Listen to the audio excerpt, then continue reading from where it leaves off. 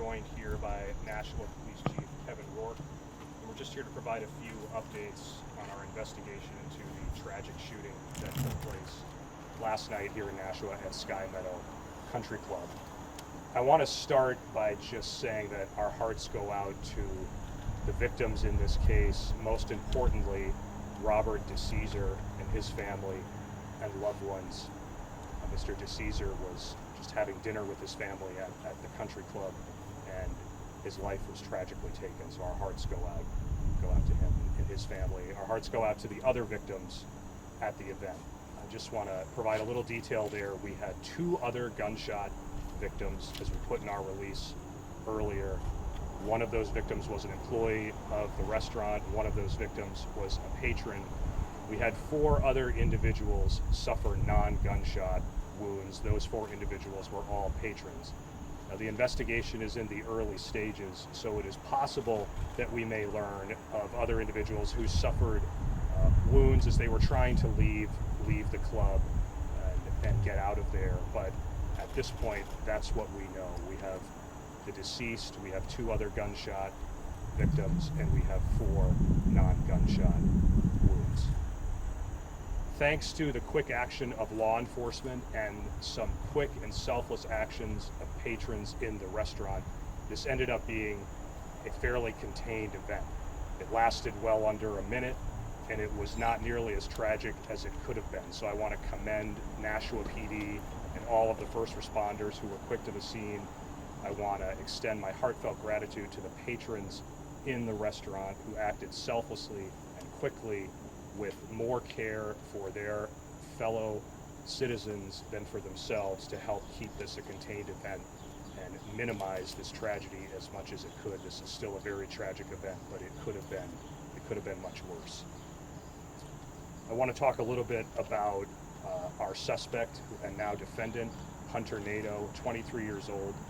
He's a Nashua resident, and as we put out earlier this morning, he's been arrested and charged with reckless second-degree murder for shooting Mr. DeCesar. As the investigation continues, we expect that additional charges will be added, but we're in the early stages, and at this point he's been charged with reckless second-degree murder. Mr. Nadeau is, as I said, a Nashua resident. He's a former employee of the club, and I want to talk a little bit about the statements he's made and what we know about his motive. There's been reports that he made certain statements such as Free Palestine, but based on the evidence we have gathered, Mr. Nadeau made a number of statements during the event, and we don't have any evidence at this time that would indicate that Mr. Nadeau was motivated by a hate-based motivation. In fact, I would say that at this point, the evidence leads us to believe that it is more likely that Mr. Nadeau was simply trying to make a number of statements to create chaos in the moment. Again, the investigation's in its early stages, and we're still gathering a lot of information. There were a lot of witnesses present. They heard different things. They saw different things. They had different perspectives. They might remember things differently. But again, at this point, we don't have any evidence to indicate that this was a hate-based act. An autopsy will be conducted tomorrow for Mr. DeCesar by the chief medical examiner, and we expect that Mr. Nadeau will be arraigned in Nashua District Court by WebEx. At this point, we believe that arraignment will take place at 1 p.m. The court could always change its schedule. I want to re-emphasize the great work that law enforcement and first responders did last night, both Nashua PD and many other agencies who came to the aid of Nashua PD. I want to again commend the selfless acts of courage by the patrons in the restaurant who, again, put aside care for their own safety and worked to intervene and stop the shooter and keep this a much more contained event than it may otherwise have been. The governor has been briefed. We've been briefing the governor all night, so the governor and her team have been briefed on this, and they are aware of the details, and we're in close communication with them. I know she is monitoring this closely. Other state leaders have been kept informed and are monitoring this investigation and this situation. Just want to close by saying I know this has been a really tough last half day or so for the Nashua community and the state and all of the victims affected. Again, our hearts go out to them, and And we're going to continue to work to gather information, gather evidence, and get to a point where we understand the motive behind this tragic event. We're still in the early stages. I can't emphasize that enough. We're still in the early stages. We're less than 24 hours in, but we're going to keep working. We're going to keep gathering the evidence and the information to try to identify what the motive was here. With that, I'm going to turn it over to Chief Rourke for a couple comments, and then we'll take questions. Thank you. Good afternoon. Again, my name is Kevin Rourke, Chief of Police. First, my thoughts and prayers go out to the DeCesar family. This was a senseless act. I would also like to commend those civilians last night who showed quick and selfless action, putting themselves in harm's way. I want to commend the officers of the Nashua Police Department for an incredible job last night. Their teamwork, their courage, and resiliency were amazing. I want to also thank our partners from our local police departments, Manchester, Hollis, Hudson, Merrimack, Hillsborough County Sheriffs, New Hampshire State Police, Mass State Police, our federal partners, the ATF, the FBI, and HSI. We also worked hand in hand with AMR, National Fire Rescue, and the Emergency Management Office from City Hall, who were very instrumental in this investigation. If I forgot an agency, I apologize in advance. This was an incredible response from our officers and our partners. These officers relied on their training. We train a lot. We train for events like this. You have a different amounts of information being reported to you. Put yourself in their shoes. You were told there were multiple shooters on a golf course in the dark, wooded areas, residential area, and then the venue. They responded quickly, swiftly, and effectively. Within 30 minutes, these officers were able to find someone and detain them who ended up being the suspect. That is remarkable. Of events like this you see around the country or the world, to find someone in 30 minutes is pretty effective, pretty efficient, and they did it safely. At this time, we would take questions. I'll end my statement at that point. Hey, General, you talked about he was a former employee at Sky Meadow. You believe he was targeting someone, and did the victim stop that?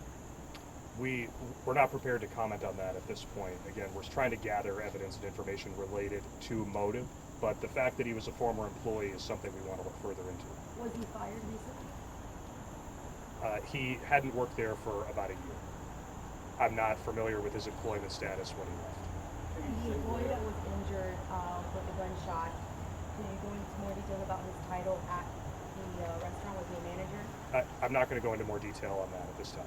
Can you expand on some of the statements that you said that he also said in addition to Free Palestine? I'm not going to get into what specific statements he made other than just to reemphasize he was making a lot of different statements, and it appears to us that it's more likely that those statements were intended to create chaos during the event and that they don't really give us much of a sense of his motive. In terms of the event, can you help kind of separate between the restaurant and the wedding venue? I know there's been a little confusion. I know obviously it was chaotic for both scenes. Can you help kind of explain the layout, the proximity, and how that may have played into the... Yeah, I'm going to let the chief take that because I think he's more familiar. Sure, if you're familiar with the venue, as you come in, there's the reception halls, banquet halls onto the right-hand side. The first gentleman that was shot was, if you want to call him a host, but he was working for, I would say, the wedding venue as a host out here in the hallway by the bathrooms. The further incident, the next shooting, was in the Prime restaurant. Did the suspect ever go into the wedding, or was he contained to the restaurant? We don't have that information. It's still, like the general said, it's still ongoing. We're still learning things up to the minute. Chief, you credited law enforcement. Can you walk us through his arrest? Like in that 30 minutes, where was he arrested? Did he try to get away? No, he did not get away. He was cooperative. They found him in a nearby neighborhood. But again, put yourself in the officer's shoes. You think there's two out there. It's a very dangerous situation, so tactics have to come into play. But they did find him in a nearby neighborhood. Was he still armed? I'm not going to answer that question right now. The two gunshot victims, we heard that one of them was irritated. Can you just go into their conditions, into the details of their conditions right now?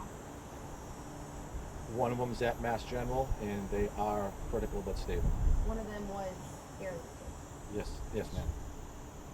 Can you talk about the resources used by law enforcement throughout the night tonight, or excuse me, last night, that helped them find the suspect?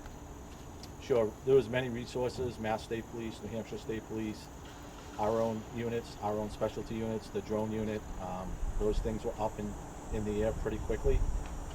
In law enforcement, we're all one entity, right? So we develop partnerships and that brotherhood, which is taught from day one. And, I can't thank the other agencies for the mutual aid. The quick, swift response was incredible. In fact, overwhelming, because I couldn't answer all the calls at once. But everybody just called, they wanted to help, and they came and helped. And that is a big, big scene. You have people going everywhere, and you're trying to figure things out and process information as things are coming in. So it's a very difficult situation to process, but I can't commend our officers enough for what they did. Did you have lockdown from neighborhood?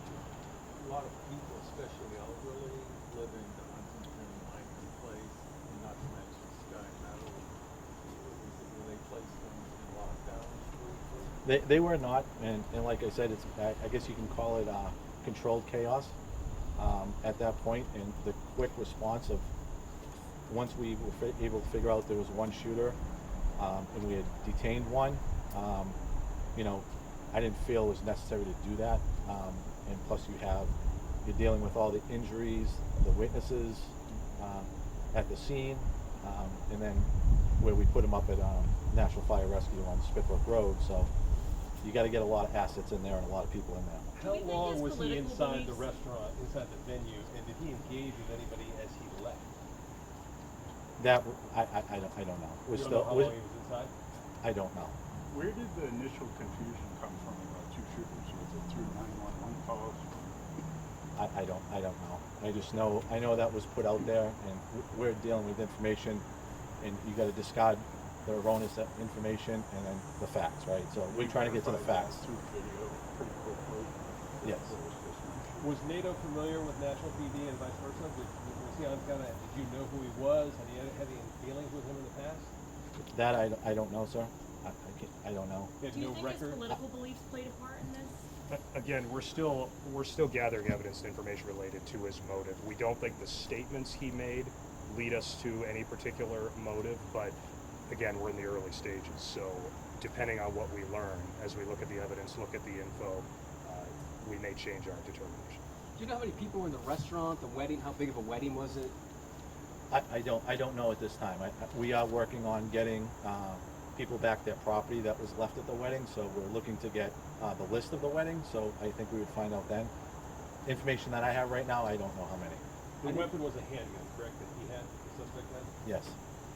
We're hearing from witnesses too that people opened up their homes on the property and let them shelter in place while this was going on. Just kind of your reaction to that and what you're hearing from the community in the vicinity, the immediate area that stepped forward. Honestly, I haven't heard that yet.